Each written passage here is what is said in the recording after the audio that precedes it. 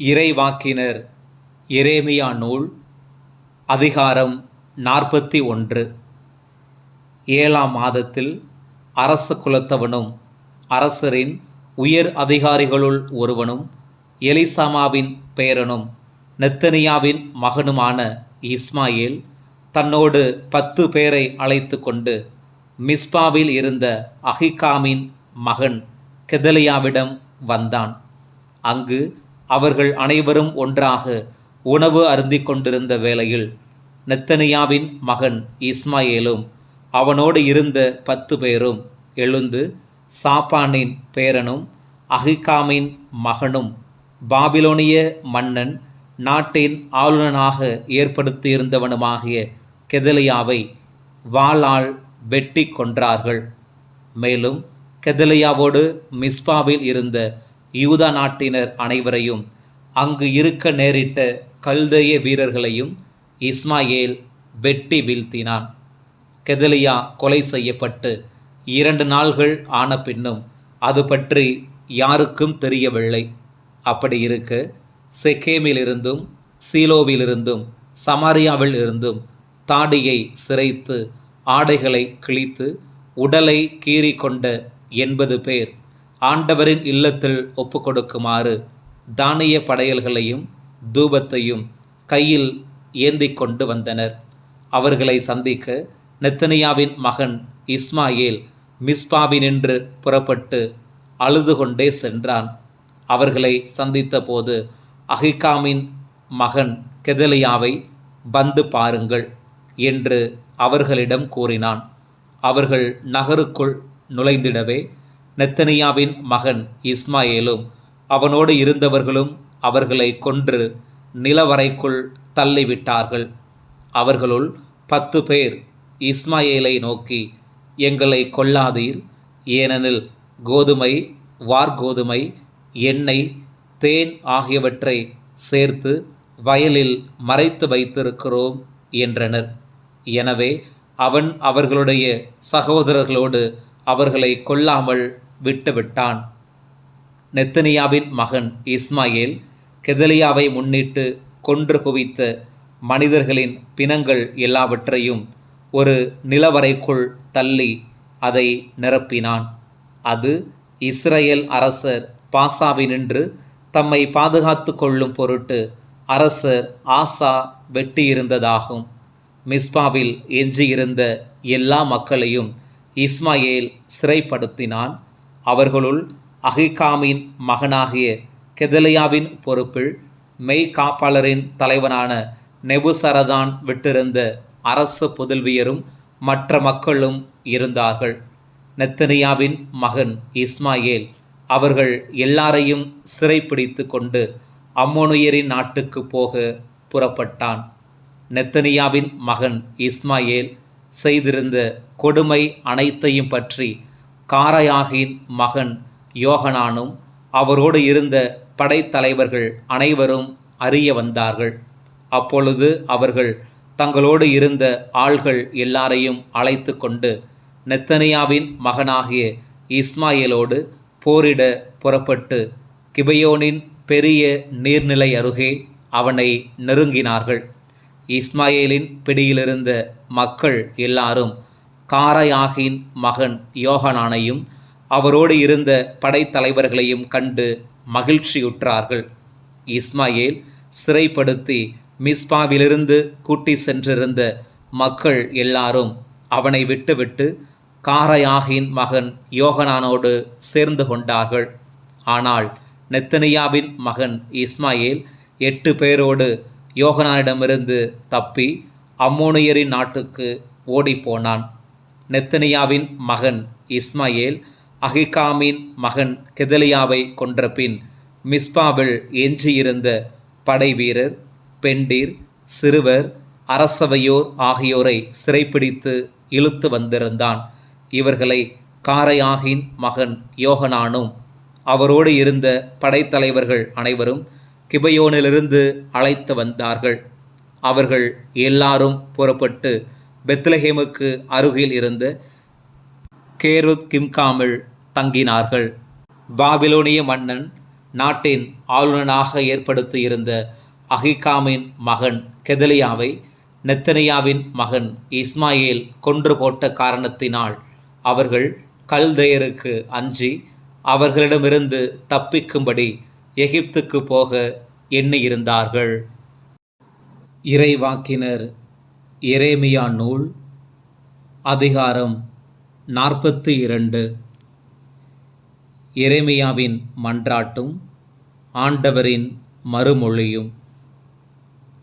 பின்னர் படைத்தலைவர்கள் அனைவரும் காரையாகின் மகன் யோகனானும் ஒசையாவின் மகன் எசனியாவும் சிறியோர் முதல் பெரியோர் வரை மக்கள் எல்லாரும் இறைவாக்கினர் எரேமியாவை அணுகினார்கள். அவர்கள் அவரிடம் சொன்னது: எம் வேண்டுகோளை கேட்டருளும். எங்களுக்காகவும் எஞ்சியிருக்கும் இவர்கள் அனைவருக்காகவும் உம் கடவுளாகிய ஆண்டவரிடம் மன்றாடும். ஏனெனில் நீர் காண்பது போல் திரளாக இருந்த எங்களுள் ஒரு சிலரே எஞ்சியிருக்கிறோம். நாங்கள் நடக்க வேண்டிய வழியையும் செய்ய வேண்டிய செயல்களையும் உம் கடவுளாகிய ஆண்டவர் எங்களுக்கு காட்டியருள்வாராக. இறைவாக்கினர் எரேமியா அவர்களை நோக்கி, நீங்கள் சொல்வது எனக்கு புரிகிறது. அதற்கிணங்க உங்கள் கடவுளாகிய ஆண்டவரிடம் நான் கண்டிப்பாய் மன்றாடுவேன். ஆண்டவர் உங்களுக்கு சொல்லவிருக்கும் மறுமொழியை உங்களிடம் தெரிவிப்பேன்.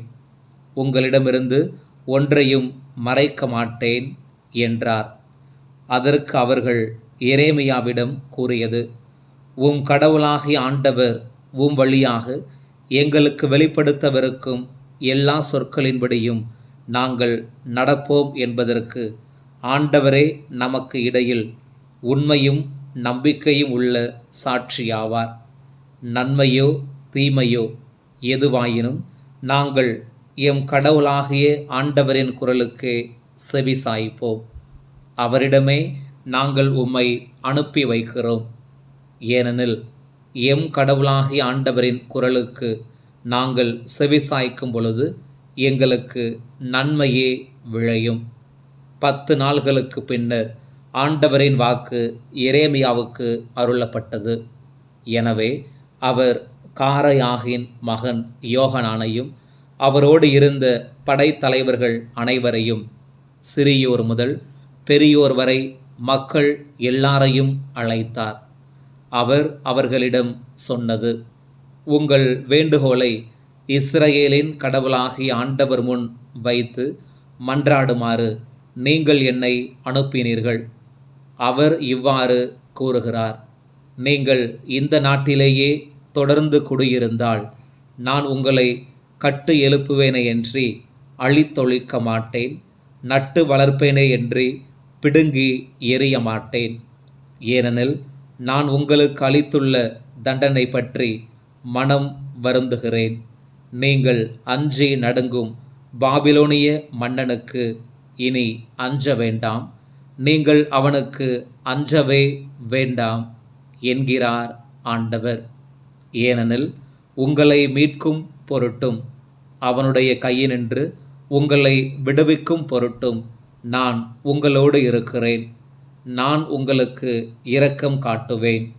அவனும் உங்கள் மீது மனமிரங்கி உங்கள் சொந்த நாட்டுக்கே நீங்கள் திரும்பி வரச் செய்வான். ஆனால் நீங்கள் உங்கள் கடவுளாகிய ஆண்டவரின் குரலுக்கு செவிகொடாது இந்த நாட்டில் நாங்கள் குடியிருக்க மாட்டோம், நாங்கள் எகிப்து நாட்டுக்கு போயே தீருவோம், அங்கே போர் இருக்காது, போர் முரசு ஒழிக்காது, உணவு பஞ்சமும் இராது, நாங்கள் அங்கேயே குடியிருப்போம் என கூறுவீர்களானால், யூதாவில் எஞ்சியிருப்போரே, இப்பொழுது ஆண்டவரின் வாக்கை கேளுங்கள். இஸ்ரவேலின் கடவுளாகிய படைகளின் ஆண்டவர் கூறுவது இதுவே: நீங்கள் எகிப்துக்கு சென்று அங்கே தங்கியிருக்க முடிவு செய்திருந்தால் உங்களை இங்கு அச்சுறுத்தும் அதே வாள் எகிப்து நாட்டிலும் உங்களை துரத்தி வந்து தாக்கும். உங்களுக்கு திகிலூட்டுகின்ற பஞ்சம் உங்கள் பின்னாலேயே எகிப்துக்கும் தொடர்ந்து வரும். நீங்கள் அங்கேயே மடிவீர்கள். எகிப்துக்கு சென்று அங்கே தங்கியிருக்க முடிவு செய்துள்ள ஆள்கள் அனைவரும் வாள், பஞ்சம், கொள்ளை நோய் ஆகியவற்றால் மடிவர். அவர்களுள் ஒருவனும் எஞ்சியிருக்க மாட்டான். நான் அவர்களுக்கு அளிக்கவிருக்கும் தீங்கு நின்று எவனுமே தப்ப மாட்டான். ஏனெனில் இஸ்ரவேலின் கடவுளாகிய படைகளின் ஆண்டவர் கூறுவது இதுவே: என் சினமும் சீற்றமும் எருசலேமின் குடிகள் மீது வெகுண்டெழுந்தது போன்று நீங்கள் எகிப்துக்கு செல்லும் பொழுது என் சீற்றம் உங்கள் மீது மூண்டெழும். நீங்கள் சாபம், பேரச்சம், பழிப்பு, கண்டனம் ஆகியவற்றுக்கு ஆளாவீர்கள். நீங்கள் இந்த இடத்தை இனி ஒருபோதும் காண மாட்டீர்கள். யூதாவில் எஞ்சியிருப்போரே, நீங்கள் எகிப்துக்கு போகாதீர்கள் என்று ஆண்டவர் உங்களுக்கு சொல்லியிருக்கிறார். நான் இது பற்றி உங்களை இன்று எச்சரித்துள்ளேன் என்பதை நன்கு உணர்ந்து கொள்ளுங்கள். உங்களை நீங்களே ஏமாற்றிக் கொண்டீர்கள். ஏனெனில் எங்களுக்காக நம் கடவுளாகிய ஆண்டவரிடம் மன்றாடும். அவர் சொல்வது அனைத்தையும் எங்களுக்கு தெரியப்படுத்தும். நாங்கள் அவ்வாறே நடப்போம் என்று கூறி நீங்களே என்னை உங்கள் கடவுளாகிய ஆண்டவரிடம் அனுப்பி வைத்தீர்கள். நான் உங்கள் கடவுளாகிய ஆண்டவரின் திருவுளத்தை இன்று உங்களுக்கு அறிவித்துள்ளேன். நீங்களோ அதற்கு கீழ்ப்படியவில்லை. அவர் என்னை உங்களிடம் அனுப்பி சொன்னவற்றில் எதையுமே நீங்கள் கண்டுகொள்ளவில்லை. எனவே நீங்கள் சென்று தங்க விளையும் இடத்திலேயே நீங்கள் வாள், பஞ்சம், கொள்ளை நோய் ஆகியவற்றால் மடிவீர்கள் என்பதை இப்போது திண்ணமாய் அறிந்து கொள்ளுங்கள். இறைவாக்கினர் எரேமியா நூல் அதிகாரம் 43. எகிப்துக்கு தப்பியோடுதல். கடவுளாகிய ஆண்டவர் எரேமியா வழியாக சொல்லி அனுப்பிய எல்லா சொற்களையும் மக்கள் அனைவருக்கும் அவர் அறிவித்து முடித்தார். பின்னர் ஓசையாவின் மகன் அசரியாவும் காரையாகின் மகன் யோகனானும் இருமாப்பு கொண்ட எல்லா ஆள்களும் எரேமியாவை நோக்கி, நீ பொய் சொல்கிறாய். நீங்கள் எகிப்துக்கு போய் அங்கே தங்கியிருக்க வேண்டாம் என்று சொல்வதற்காக நம் கடவுளாகிய ஆண்டவர் உன்னை அனுப்பவில்லை. ஆனால் கல்தேயர் கையில் எங்களை ஒப்படைத்து அதன் மூலம் எங்களை சாவுக்கு உள்ளாக்கவோ பாபிலோனுக்கு நாடு கடத்துவோதான் நேரியாவின் மகன் பாருக்கு எங்களுக்கு எதிராக உன்னை தூண்டிவிட்டுள்ளான் என்றார்கள். எனவே காரையாகின் மகன் யோகனானும் எல்லா படைத்தலைவர்களும் மக்கள் அனைவரும் ஆண்டவரின் குரலுக்கு செவி கொடுக்கவில்லை. அதாவது அவர்கள் யூதேயாவிலேயே தங்கவில்லை. காரையாகின் மகன் யோகனானும் படைத்தலைவர்கள் அனைவரும் யூதா நாட்டில் வாழும் பொருட்டு தாங்கள் விரட்டியடிக்கப்பட்டிருந்த அனைத்து நாடுகளினின்றும் திரும்பி வந்திருந்த யூதாவின் எஞ்சியோர் அனைவரையும் கூட்டிக் கொண்டு போயினர். அதாவது ஆண், பெண், சிறுவர், அரசரின் புதல்வியர் ஆகியோரையும் சாப்பானின் பேரனும் அகிகாமின் மகனுமான கெதலியாவின் பொறுப்பில் மெய்காப்பாளரின் தலைவன் நெபுசரதான் விட்டு வைத்திருந்த எல்லாரையும், இறைவாக்கினர் எரேமியாவையும் நேரியாவின் மகன் பாருக்கையும் கூட்டிக் கொண்டு போயினர். அவர்கள் எகிப்து நாட்டுக்கு போய் தகப்பனகேசை அடைந்தார்கள். ஏனெனில் அவர்கள் ஆண்டவரின் குரலுக்கு செவி கொடுக்கவில்லை. நெபுகத்நேசர் படையெடுத்தலின் முன் அறிவிப்பு. தகப்பனகேசில் ஆண்டவரின் வாக்கு எரேமியாவுக்கு அருளப்பட்டது. பெரிய கற்கள் சிலவற்றை உன் கையில் எடுத்துக்கொள். தகப்பனகேசில் பார்வோன் அரண்மனை வாயில் களத்தில் உள்ள காரையில் யூதா மக்கள் முன்பாக அவற்றை மறைத்து வை.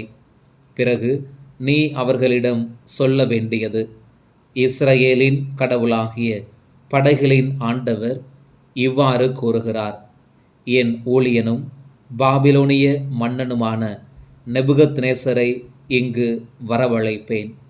நான் மறைத்து வைத்துள்ள இந்த கற்கள் மீது அவன் தன் அரியணையை அமைத்து தன் கொற்றக்குடையை விரித்து வைப்பான்.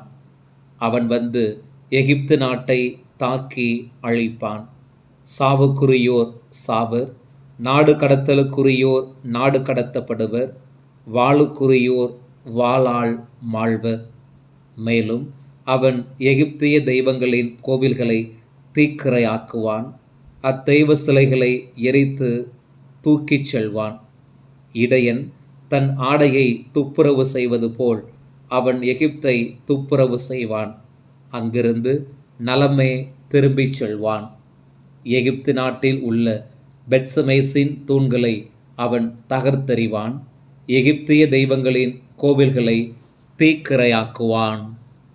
இறைவாக்கினர் எரேமியா நூல், அதிகாரம் 44. எகிப்தில் இஸ்ரேலுக்கு அருளப்பட்ட இறைவாக்கு. எகிப்து நாட்டின் மிக்தோல், தகப்பனகேசு, மெம்பிசு ஆகிய நகர்களிலும் பத்ரோசு நாட்டிலும் வாழ்ந்து வந்த யூதர் எல்லாரையும் குறித்து எரேமியாவுக்கு அருளப்பட்ட வாக்கு.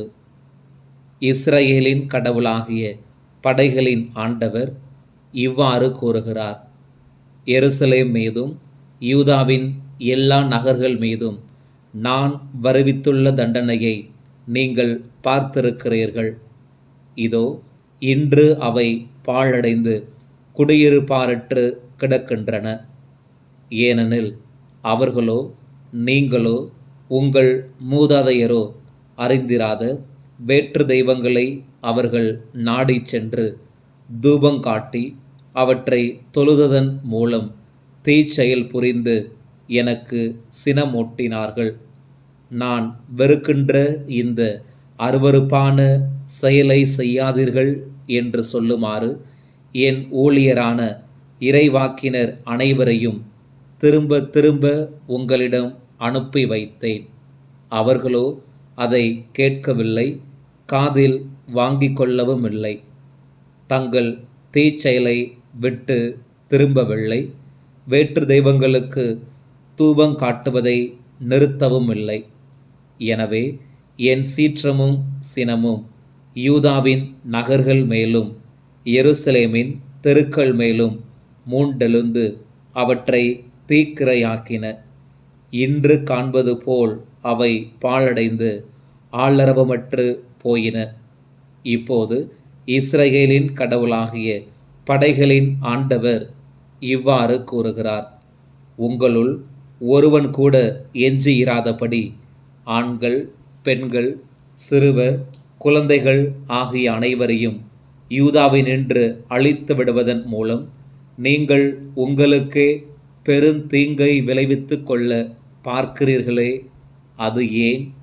நீங்கள் தங்கியிருக்க வந்துள்ள எகிப்து நாட்டில் வேற்று தெய்வங்களுக்கு தூபங்காட்டுதல் போன்ற உங்கள் செயல்களால் ஏன் எனக்கு சினமூட்டுகிறீர்கள்?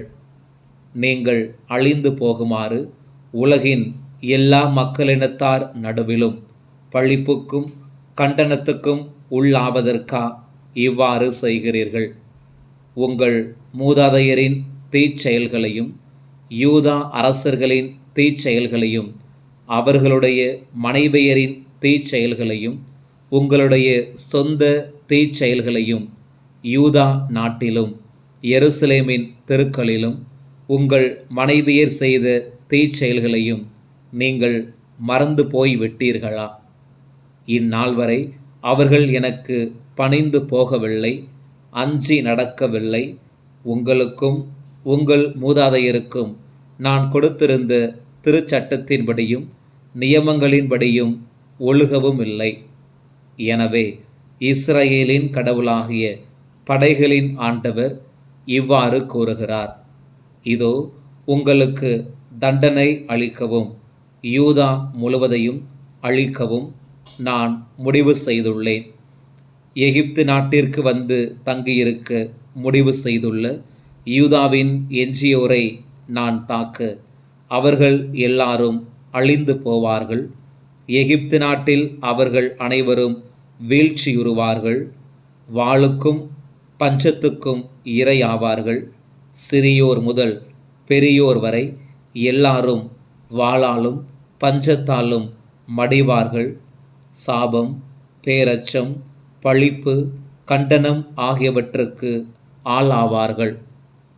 எருசலேமை வாள், பஞ்சம், கொள்ளை நோய் ஆகியவற்றால் நான் தண்டித்துள்ளது போன்று எகிப்து நாட்டில் வாழ்வோரையும் தண்டிப்பேன்.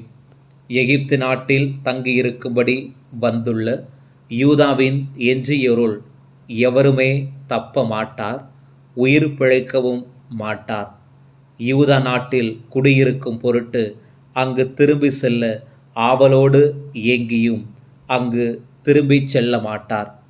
தப்பியோடுவோரை தவிர வேறு எவருமே திரும்பிச் செல்ல மாட்டார்.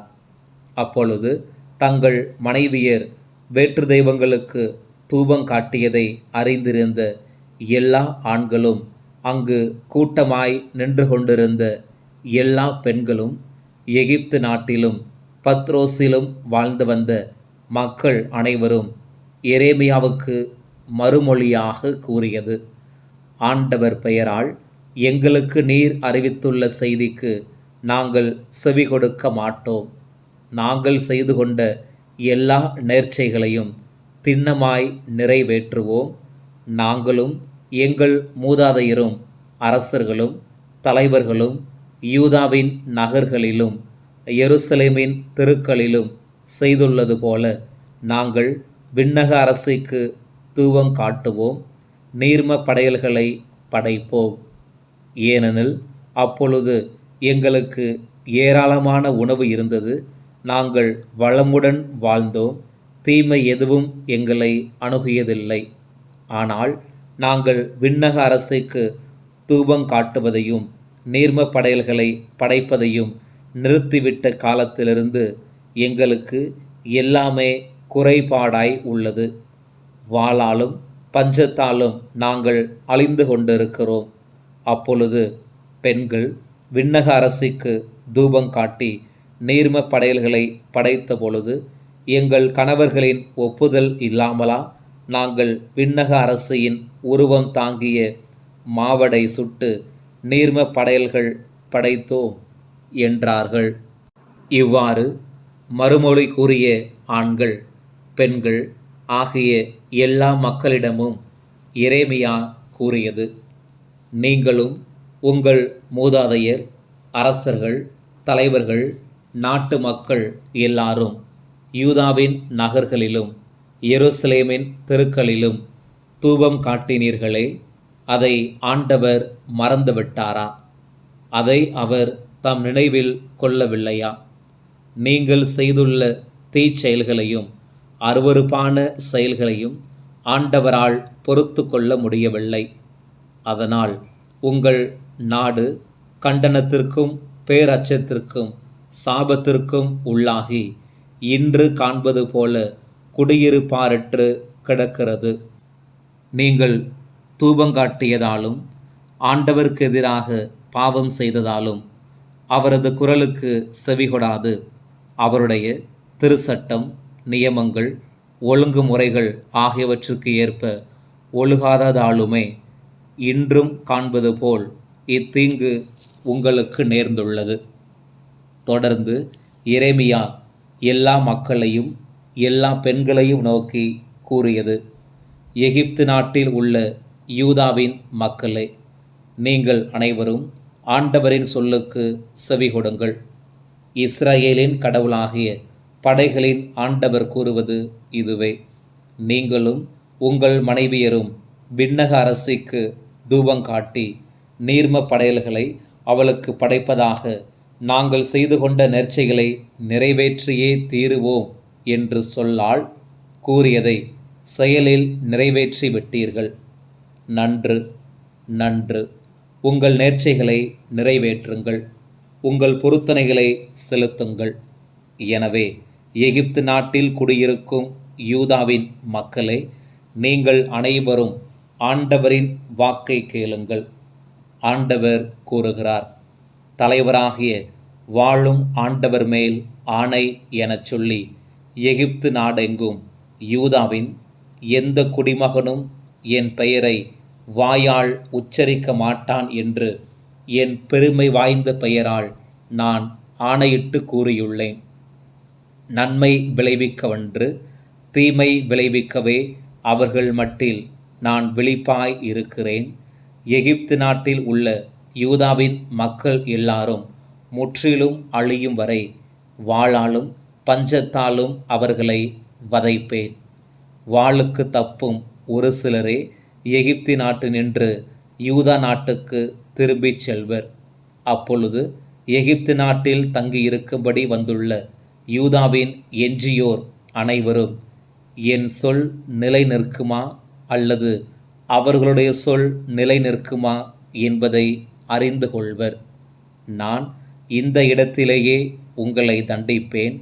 இதுவே உங்களுக்கு அடையாளம் என்கிறார் ஆண்டவர். இதனால் உங்கள் தண்டனை பற்றி உங்களுக்கு எதிராக நான் கூறிய சொற்கள் உறுதியாய் நிலைத்திருக்கும் என்பதை நீங்கள் அறிந்து கொள்வீர்கள். ஆண்டவர் கூறுவது இதுவே. இதோ யூதாவின் அரசனான செதேக்கியாவை அவனுடைய பகைவனும் அவனது உயிரை பறிக்க தேடியவனுமான பாபிலோனிய மன்னன் நெபுகத்நேசரிடம் நான் கையளித்தது போல எகிப்திய மன்னன் பார்வோன் ஓப்ராவை அவனுடைய பகைவர் கையிலும் அவனது உயிரை பறிக்க தேடுவோர் கையிலும் ஒப்படைப்பேன்.